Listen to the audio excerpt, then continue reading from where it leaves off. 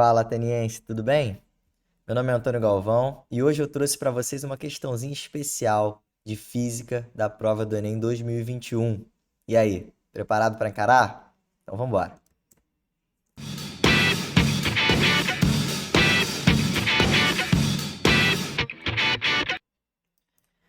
Então, pessoal, hoje eu trouxe para vocês aqui a questão de número 94, tá? Da prova do Enem 2021. Uma questãozinha aqui de lançamento oblíquo que deu trabalho para muita gente, tá? Ela confundiu muita gente. Essa questão é considerada uma questão difícil, tá?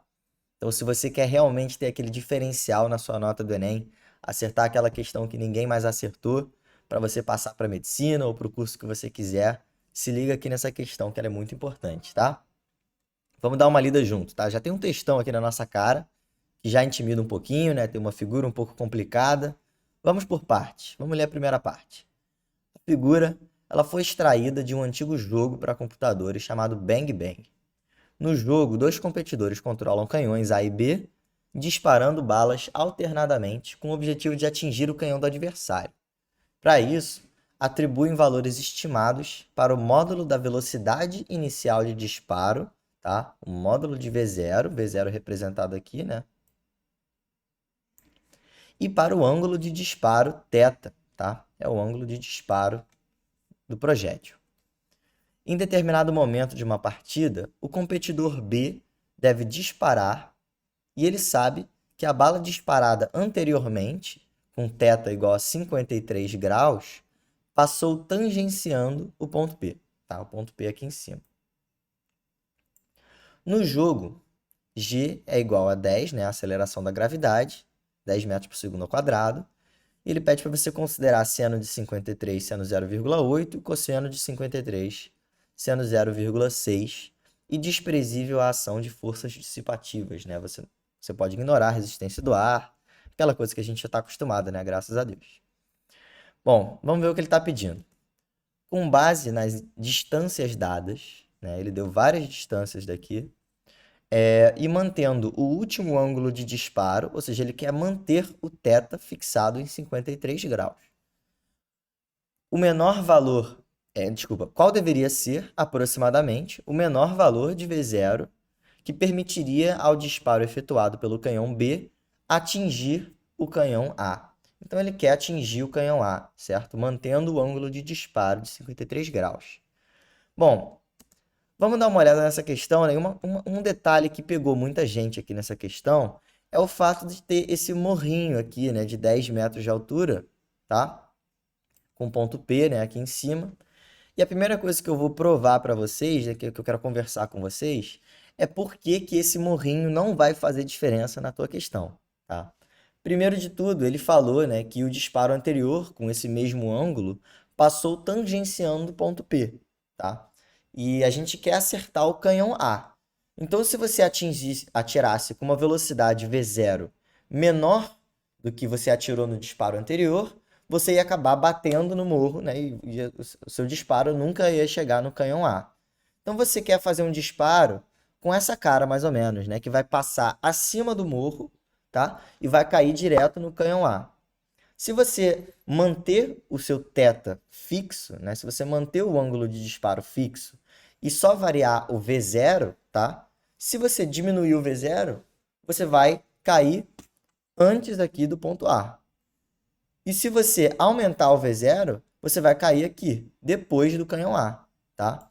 Então, o morro de 10 metros de altura aqui, ele não pode interferir no seu enunciado. Senão, seria impossível você acertar o canhão A se você reduzisse a sua velocidade V0, né? Existe um valor V0, que é uma velocidade bem determinada, ele é um valor fixo de V0, que é o único valor possível, mantendo o ângulo θ, no qual a bala do canhão vai atingir o canhão A. E se o morrinho não deixar esse V0 específico chegar no canhão A, então nenhuma outra velocidade vai conseguir chegar no canhão A. Tá? Então o morro, de fato, ele não vai interferir no enunciado, tá bom? Então agora que a gente já tem esse detalhe aqui fora, essa pegadinha aqui fora de questão, vamos começar a fazer as contas, né, para determinar qual é o V0 necessário para atingir o canhão A. E como todo exercício de lançamento oblíquo, pessoal, a gente precisa descrever o movimento ao longo da direção x e o movimento da direção y, né? Ao longo da direção x, ele vai executar um movimento uniforme, tá? E ao longo da direção y, ele vai executar um movimento uniformemente variado com aceleração g, tá bom? Então a primeira coisa que eu fiz foi definir aqui, né, a minha origem lá no canhão B, e eu orientei os eixos x e y de acordo com a figura. Ao longo da direção x, a gente tem um movimento uniforme. Movimento uniforme, né? A equação de movimento é S igual a S0 mais VT, onde o V ali é a velocidade, né? A componente da velocidade na direção x. Tudo bem? Então, só colocando os valores aqui, né? O S, que é a posição final ao longo do eixo x, vai ser 120, né? Que é a posição x, a coordenada x do canhão A. S0 é zero, né? Porque a bala começa aqui da origem do meu sistema de coordenadas. E o Vx vai ser o módulo de V0 cosseno de 53 graus, onde 53 é o ângulo θ aqui, né? E por que cosseno, Antônio? Porque cosseno aqui a gente está querendo decompor ele para o lado adjacente, né? Para o lado adjacente aqui do ângulo θ, tudo bem? Então vai aparecer o cosseno e não o seno de 53.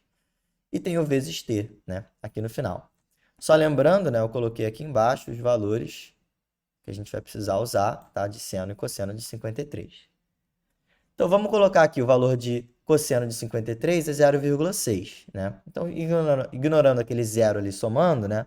A nossa equação é essa equação daqui. Então, vamos guardar. Essa é a nossa equação que a gente obteve para o movimento ao longo da direção x. Agora, vamos descrever o movimento ao longo da direção y, tá? E ao longo da direção y, como eu falei, vai ter um movimento uniformemente variado. E a equação é a equação do sorvetão, né? S igual a S0 mais V0y t mais AT2 sobre 2, tudo bem? E o V0y é a velocidade inicial ao longo da direção y, tá certo? Então vamos colocar aqui os nossos valores, tá? O S, né, é a posição ao longo do eixo y final do canhão A. Então o canhão A está a 35 metros de altura, né? Então a gente coloca aqui 35 para a posição final S. S0 é zero, porque eu estou partindo da origem. V0y vai ser agora V0 seno de 53 e não cosseno, certo? Porque eu quero a componente vertical aqui desse vetor. T menos GT2 sobre 2. E o menos aqui é muito importante, né? Porque eu orientei o meu eixo Y para cima, só que a aceleração da gravidade ela é para baixo, tá? Então, eu vou ter que colocar um sinal de menos aqui, né? Menos 10 vai ser a aceleração. É T2 sobre 2. Agora a gente vai desenvolver um pouquinho essa conta, né? Sumir com esse zero mais aqui que não faz diferença. Colocar 0,8 aqui no lugar de seno de 53. Se eu colocar G10, né, e dividir 10 por 2 vai dar 5. Então essa vai ser a equação que a gente obteve para o movimento ao longo da direção Y. Guarda ela, tá? A gente quer descobrir o quê, né? Vamos só lembrar o que a gente quer descobrir, agora que a gente já descreveu nossas equações. A gente quer descobrir o módulo de V0, tá? E eu tenho duas equações aqui, ó, vou isolar elas, tenho duas equações aqui com duas incógnitas, tá? As incógnitas são o módulo de V0 e o tempo, t. Tudo bem? Se eu tenho duas equações e duas incógnitas, eu tenho um sistema que a gente consegue resolver, tudo bem? E aí tem várias técnicas possíveis, né, que a gente pode usar para resolver esse sistema. Eu vou usar um caminho que eu acho que é o caminho mais fácil, mais intuitivo, mas você pode usar o caminho que você preferir, tudo bem? O caminho que você bem quiser. Eu começaria fazendo o seguinte, isolando aqui na primeira equação o V0t, tá? Se eu passar esse 0,6 dividindo para o lado de lá, 120 dividido por 0,6 é 200. Então, eu obtenho que V0t é 200, tá bom?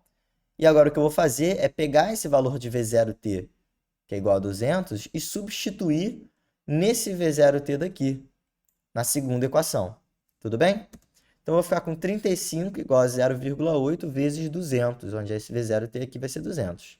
Menos 5t2. Eu vou deixar esse t aqui, porque eu quero justamente descobrir qual é o valor desse t, né? Agora que eu tenho uma equação, eu consigo descobrir qual é o valor do t, uma equação com só o t como incógnita. 0,8 vezes 200 é 160, tá?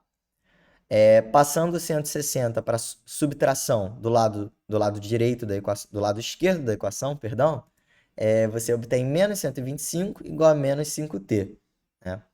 Eu vou agora cortar o sinal de menos dos dois lados e dividir os dois lados por 5, tá? E eu obtenho que t ao quadrado é igual a 25. A raiz de 25 é 5, tá? Então, a gente achou que o tempo que leva para o projétil sair aqui do canhão B até o canhão A, o tempo que leva é 5 segundos. Tudo bem? Agora que a gente tem o tempo, né? A gente vai voltar para a nossa equaçãozinha original, V0t igual a 200, vai substituir o t igual a 5 e achar o V0, tudo bem? O V0 vai ser simplesmente 200 dividido por 5, que é 40, tudo bem? O V0 vai dar 40 metros por segundo. Aí a gente vem aqui nas nossas opções e a gente identifica a resposta certa, resposta letra C, tá bom, pessoal? Então essa é a resposta dessa questão. Um pouco complicada, né? E aí, o que vocês acharam? Conseguiram acompanhar bem o raciocínio? Tem muitas contas envolvidas nessa questão, né? Muitos conceitos pequenos, detalhes onde você pode se confundir, tá? A parte que eu ressalto a maior importância dessa questão é vocês serem capazes de escrever as equações do eixo x, a equação de movimento do eixo x e a equação de movimento do eixo y. Essas são as partes mais difíceis da questão. A partir dali é só matemática, tá? Rodar a manivela, resolver o sisteminha, tá bom? E cuidado com aquela pegadinha também do morrinho, né? Aquela pegadinha ali pegou realmente muita gente. Mas enfim, se ficaram dúvidas, né? Por favor, dúvidas são muito bem-vindas. Pode deixar aqui embaixo nos comentários, tá bom, pessoal? E eu agradeço a atenção e até a próxima.